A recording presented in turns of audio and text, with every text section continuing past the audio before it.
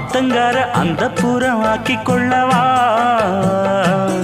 அந்த அக்கறைக்கும் இக்கரைக்கும் கோட்டை கட்டவா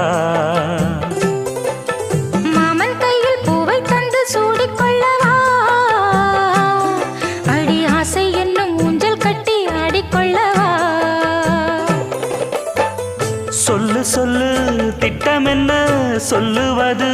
கஷ்டமா பொத்தி பொத்தி வச்சதென்ன என்னென்னவோ இஷ்டமா